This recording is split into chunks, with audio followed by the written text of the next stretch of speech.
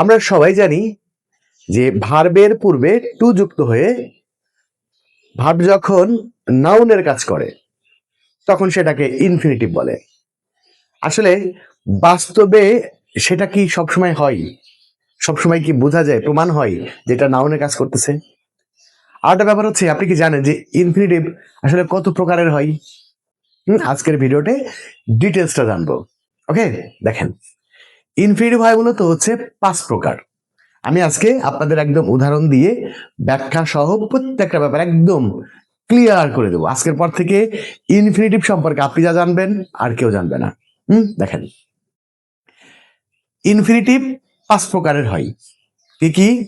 একটা হচ্ছে simple infinitive, gerundial infinitive, এরপরে হচ্ছে বিয়ার ইনফিনিটিভ, এরপরে হচ্ছে স্পিল্ট ইনফিনিটিভ, এরপরে হচ্ছে পারফেক্ট ইনফিনিটিভ। এই হচ্ছে 5 রকমের ইনফিনিটিভ। এবার আসেন, সিম্পল ইনফিনিটিভ কোনগুলো? যে ইনফিনিটিভটা শুধুমাত্র সরাসরি নাউনের কাজ করবে, যে ইনফিনিটিভ সরাসরি নাউনের কাজ করবে সেইটাকেই বলা হয় মূলত সিম্পল ইনফিনিটিভ। যেমন দেখেন, আমরা যদি প্রথম উদাহরণটা খেয়াল করি, to walk is a good exercise, হাঁটা একটা ভালো ব্যায়াম। তাহলে এই যে টু ওয়াক, এটা কোথায় বসেছে? সাবজেক্টের জায়গায় বসেছে। এটা হচ্ছে ভার্ব, আর ভার্বের আগেরটা হচ্ছে সাবজেক্ট। তাহলে এই ইনফিনিটটা হচ্ছে সরাসরি নাউনের কাজ করছে। ওকে, তাহলে এই ধরনের ইনফিনিটিভকে বলা হবে হচ্ছে সিম্পল ইনফিনিটিভ। এবার আসেন জিরান্ডিয়াল ইনফিনিটিভ। যে ইনফিনিটিভ দ্বারা উদ্দেশ্য প্রকাশ পায়, মনে রাখবেন, যে ইনফিনিটিভ দ্বারা উদ্দেশ্য প্রকাশ করবে সেটাকে আমরা বলি হচ্ছে জিরান্ডিয়াল ইনফিনিটিভ। যেমন দেখেন, he reads more to get A plus in the exam. তাহলে এই যে সে অনেক পড়ে, কেন পড়ে? টু গেট এ প্লাস পাওয়ার জন্য। এখন আমার প্রশ্নটা হচ্ছে যে ইনফিনিটিভটা হচ্ছে নাউনের কাজ করবে, তাই না? এখন আপনি এই যে টু গেট এ প্লাস, এটা যে নাউন, প্রমাণ করেন। কি করে প্রমাণ করবেন? এ প্লাসটার একটা নাউন, তো ইংরেজিতে কি দুটো নাউন পাশাপাশি বসে নাকি? আবার মোর হচ্ছে অ্যাডভার্ব, অ্যাডভার্বের পরে নতুন করে আরেকটা নাউন যোগ করতে গেলে একটা প্রিপোজিশন লাগে, এখানে তো কোনো প্রিপোজিশন নেই। হ্যাঁ, আপনি বলবেন যে টু একটা প্রিপোজিশন। নো, টু এখানে প্রিপোজিশন না, টোটা হচ্ছে ইনফিনিটিভেরই অংশ। বুঝলেন? যেমন দেখেন, আপনাকে যদি আরেকটা উদাহরণ দিই এক্সট্রা, যে he went to Dhaka, he went to Dhaka, to visit, his uncle's house, আচ্ছা, এখন প্রশ্ন হচ্ছে, দেখেন, ঢাকা নাউন, ঢাকাটা নাউন। এখন নাউনের পরে আরেকটা নাউন কেমনে হয়? আবার সেই নাউনের পরে আরেকটা নাউন কেমনে হয়? তাহলে এটা যে নাউনের কাজ করতেছে আপনি প্রমাণ করতে পারবেন না। তাহলে ভার্বের আগে টু যুক্ত হয়ে ভার্ব যখন নাউনের কাজ করে তখন তাকে ইনফিনিটিভ বলে। এটা শুধু সিম্পল ইনফিনিটিভের ক্ষেত্রে প্রযোজ্য, বাকি একটার ক্ষেত্রেও না। বুঝলেন? বুঝতে হবে ব্যাপারটা। তাহলে মনে রাখবেন, যে ইনফিনিটিভ দ্বারা, এই যে টু ভিজিট, এটা হচ্ছে উদ্দেশ্য। তাহলে যে ইনফিনিটিভ উদ্দেশ্য প্রকাশ করবে সেটাকে আমরা বলবো হচ্ছে জিরান্ডিয়াল ইনফিনিটিভ। এরপর এটা হচ্ছে বিয়ার ইনফিনিটিভ। কিছু কিছু ভার্ব আছে, যে ভার্বগুলো কোনো সেন্টেন্সে ব্যবহার হলে ওই সেন্টেন্সে যে ইনফিনিটিভ হয় সেই ইনফিনিটিভের এই যে টু দেখতেছেন, এই টুটা উজ্জ্ব থাকে। বুঝলেন কেমনে? দেখেন, সেই ভার্বগুলো হচ্ছে যেমন সি, তারপরে হচ্ছে লেট, তারপরে হচ্ছে হেল্প, এরপরে যত মডাল আছে এইগুলোকে বলা হয় বিয়ার ইনফিনিটিভ ভার্ব।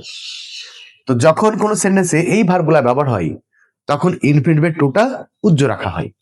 যেমন দেখেন, আমরা লিখেছি লেট হিম কাম হিয়ার, তাকে এখানে আসতে দাও। এই যে লেট, এটা হচ্ছে মূল ভার্ব, এই লেটটা হচ্ছে বিয়ার ইনফিনিটিভ ভার্ব, যার কারণে এখানকার যে টু, এই টুটা উজ্জ্ব রাখা হয়েছে। ওকে, আচ্ছা, এরকম ধরেন আপনি যদি বলেন I helped him to pass in the exam, pass in the exam. খেয়াল করেন, এখন দেখেন এই যে টুটা, এই টুটা কিন্তু দেওয়া লাগবে না, এই টুটা বাদ, এই টুটা বাদ। I help him pass in the exam, হেল্পটা হচ্ছে মেইন ভার্ব আর এইটা হচ্ছে ইনফিনিটিভ ভার্ব, এবং এখানে একটা টু উজ্জ্ব রাখা হয়েছে। কেন উজ্জ্ব রাখা হয়েছে? এই হেল্পের কারণে। হেল্পটা হচ্ছে বিয়ার ইনফিনিটিভ ভার্ব। কোন সেন্টেন্সে যখন ভার্ব হিসাবে হেল্প ব্যবহার করা হবে এবং ওর পরে যখন কোনো ইনফিনিটিভ ব্যবহার করা হয় তখন সেই ইনফিনিটিভটাকে কি করা হয়? উজ্জ্ব রাখা হয়। এই ধরনের ইনফিনিটিভকে বলা হয় হচ্ছে বিয়ার ইনফিনিটিভ। অর্থাৎ এইটা হচ্ছে বিয়ার ইনফিনিটিভ ভার্ব আর ইনফিনিটিভের টু যে উজ্জ্ব রাখা হলো এই কারণে এটাকে বলা হয় বিয়ার ইনফিনিটিভ। দেখেন আরেকটা ব্যাপার, দেখেন এই ইনফিনিটিভ যে নাউনে কাজ করতেছে, প্রমাণ করেন। হিম একটা প্রোনাউন, আর প্রোনাউনের পরে কি আরেকটা নাউন হয় নাকি? আরেকটা নাউন হয় না। দুটা নাউন, দুটা প্রোনাউন, একটা নাউন আর একটা প্রোনাউন কখনোই পাশাপাশি বসে না। যদি বসানোর প্রয়োজন হয় মাঝখানে একটা প্রিপোজিশন অথবা কনজাংশন লাগে। তাহলে আপনি এটাও কিন্তু প্রমাণ করতে পারবেন না যে এটা নাউনে কাজ করতেছে। এবার আসেন, এবারে হচ্ছে স্পিল্ট ইনফিনিটিভ। স্পিল্ট ইনফিনিটিভ হচ্ছে যদি কখনো ইনফিনিটিভের টুটা ভার্ব থেকে বিচ্ছিন্ন হয়ে যায়, ভার্ব থেকে আলাদা হয়ে যায়, এদেরকে বলা হয় স্পিল্ট ইনফিনিটিভ। এই ক্ষেত্রে মূলত যে ঘটনাটা ঘটে সেটা হচ্ছে টু এবং ভার্ব এর মাঝখানে একটা অ্যাডভার্ব ঢুকে যায়। যেমন I told him to firmly believe in Allah, আমি তাকে আল্লাহর উপর দৃঢ়ভাবে বিশ্বাস রাখতে বললাম। এবার দেখেন এইটা হচ্ছে ভার্ব আর এইটা হচ্ছে টু, মাঝখানে একটা হচ্ছে অ্যাডভার্ব। তাহলে কি হয়েছে? এই ভার্বের যে টুটা এইটা ভার্ব থেকে বিচ্ছিন্ন হয়ে গেছে। এটা আসলে এই জায়গায় হওয়ার কথা ছিল ভার্বের পূর্বে, কিন্তু কি হয়েছে? এটা ভার্ব থেকে বিচ্ছিন্ন হয়ে গেছে। তো যদি কখনো টু এবং ভার্ব এর মাঝখানে কোনো অ্যাডভার্ব ঢুকে যায় এবং এই ধরনের ইনফিনিটিভকে বলা হবে হচ্ছে স্পিল্ট ইনফিনিটিভ। ওকে, এবার আসেন পারফেক্ট ইনফিনিটিভ। পারফেক্ট ইনফিনিটিভ হচ্ছে এই যে টু প্লাস হ্যাভ প্লাস ভার্বের 3 number form. To plus have plus ভার্বের 3 নাম্বার ফর্মকে পারফেক্ট ইনফিনিটিভ বলে। এগুলার আসলে ব্যবহারটা কেমন হয় দেখেন। এগুলার ব্যবহার যেটা হয় সেটা হচ্ছে, একটা ছোট্ট বাংলা সেন্টেন্স বলি। বাংলা সেন্টেন্স হচ্ছে আমি আমি তোমার চিঠি, আমি তোমার চিঠি খোলার জন্য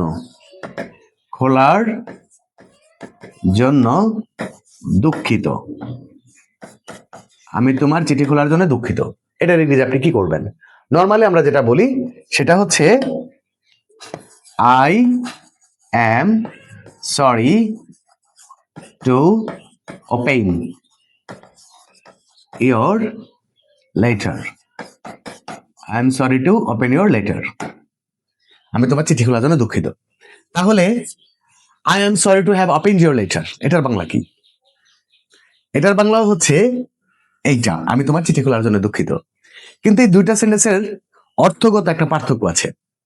অর্থগত পার্থক্যটা হচ্ছে I am sorry to open your letter এর অর্থ হচ্ছে চিঠিটা এখনো খোলা হয়নি, খোলা হবে। চিঠিটা এখনো খোলা হয়নি, ধরেন এরকম চিঠিটা হাতে রাখলাম, রাখার পরে যার চিঠি তাকে বলতেছি I am sorry to open your letter, একথা বলে খুলে ফেললাম, তার মানে কাজটা এখনো হয় নাই। হ্যাঁ, যেমন আমরা অনেক সময় রুমের মধ্যে প্রবেশ করার সময় আমরা বলি I am sorry to come in, আমি ভিতরে আসার জন্য দুঃখিত, মানে এখনো আসে নাই। গেটের সামনে থেকেই বা দরজার সামনে থেকেই বলতেছে I am sorry to come here, I am sorry to come in, আমি ভিতরে আসার জন্য দুঃখিত। এটা হচ্ছে কাজটা এখনো হয় নাই, কাজটা এখনো হবে। আর এইটা ব্যবহার হয় হচ্ছে যখন কাজটা অলরেডি কমপ্লিটেড হয়ে গেছে, ধরেন চিঠি খোলা হয়ে গেছে, চিঠি পড়াও হয়ে গেছে, কমপ্লিট কাজ, তখন বলতে হবে I am sorry to have opened your letter, আমি তোমার চিঠি খোলার জন্য দুঃখিত, তার মানে চিঠিটা খোলা হয়ে গেছে। যেমন আপনি যদি এইটা বলেন যে আমি ভিতরে আসার জন্য দুঃখিত, ভিতরে চলে এসেছেন, আসার পরে বলতেছেন যে আমি ভিতরে আসার জন্য দুঃখিত, তখন বলতে হবে I am sorry to have come in, আমি ভিতরে আসার জন্য দুঃখিত। তাহলে বুঝতে হবে যে যখন এইটা ব্যবহার হবে তখন কাজটা হয় নাই, কাজটা হয় নাই, কাজটা হবে এখনই। আর যখন এইটা ব্যবহার হবে তখন বুঝতে হবে কাজটা কমপ্লিটেড, কাজটা হয়ে গেছে। ওকে, তাহলে দেখেন আপনি এটাও যে মানে নাউন তাও প্রমাণ করতে পারবেন না, কেমনে প্রমাণ করবেন সরি হচ্ছে অ্যাডজেক্টিভ, অ্যাডজেক্টিভের পরে কেমনে নাউন হয়, সেই নাউনের পরে আবার কেমনে নাউন হয়? বুঝতে হবে। তাহলে ইনফিনিটিভ ভার্বের আগে টু যুক্ত হয়ে ভার্ব যখন নাউনের কাজ করবে তখন তাকে ইনফিনিটিভ বলবেন। এই কথাটা শুধু মাথায় রাখলে আপনি কিছুই বুঝবেন না গ্রামারের। আজকের এই ভিডিওটি কেমন লাগলো সেটা অবশ্যই কমেন্টস করে জানাবেন। আজকে বিদায় নিচ্ছি, দেখা হবে পরবর্তী ভিডিওতে। সে পর্যন্ত সবাই ভালো থাকবেন, সুস্থ থাকবেন। আল্লাহ হাফেজ।